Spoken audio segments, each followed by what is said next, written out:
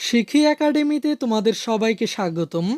এই ভিডিওতে এখন আমরা নবম শ্রেণীর স্বাস্থ্য সুরক্ষা বইয়ের চতুর্থ অধ্যায় আপন আলোয় হই আলোকিত এই অধ্যায়টির 56 পৃষ্ঠার এই ছকটির সমাধান দেখব।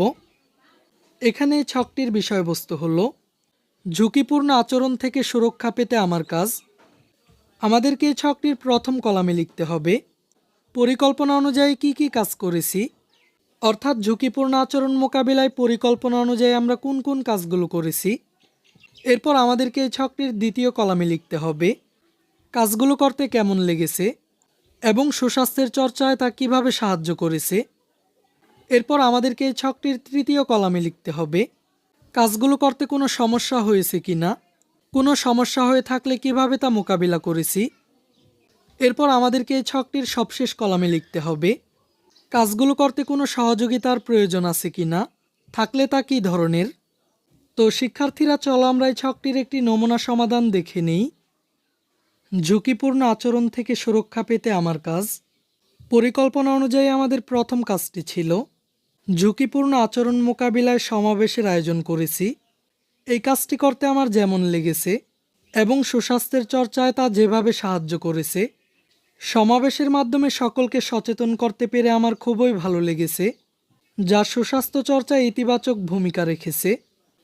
এরপর কাজটি করতে কোনো সমস্যা হয়েছে কি না, হলে তা কিভাবে মোকাবিলা করেছি। এই কাজটি করতে কোনো সমস্যা হয়নি। এরপর কোনো সহযোগিতার প্রয়োজন আছে কি না, থাকলে তা কী ধরনের। সমাবেশ আয়োজন করার জন্য এলাকার প্রতিনিধিদের সহযোগিতার প্রয়োজন আছে। এরপরের কাজটি হলো সচেতনতামূলক পোস্টার লিফলেট তৈরি করেছি। পোস্টার এবং লিফলেটের মাধ্যমে সবাইকে সচেতন করার কাজটি আমার খুবই ভালো লেগেছে। কাজটি করতে কোনো প্রকার সমস্যা হয়নি। এরপর কাজটি করার জন্য কোনো সহযোগিতার প্রয়োজন আছে কি না। পোস্টার এবং লিফলেট তৈরির সময় শিক্ষকের সহযোগিতার প্রয়োজন আছে। এরপরের কাজটি হলো ঝুঁকিপূর্ণ আচরণ মোকাবিলায় অভিভাবকদের মাধ্যমে অভিযোগ বক্স তৈরি করেছি।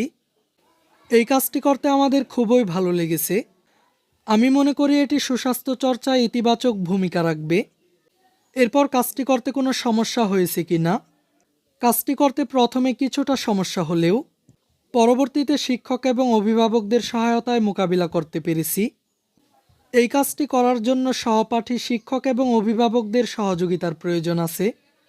এরপর সবশেষ কাজটি হলো ঝুঁকিপূর্ণ আচরণ মোকাবিলায় জরুরি সেবা পেতে প্রয়োজনীয় হেল্পলাইন নাম্বারগুলো সবাইকে জানানো। কাজটি করতে আমাদের খুবই ভালো লেগেছে। আমি মনে করি এটি সুস্বাস্থ্য চর্চায় ইতিবাচক ভূমিকা রাখবে। এরপর কাজটি করতে কোনো সমস্যা হয়েছে কি না।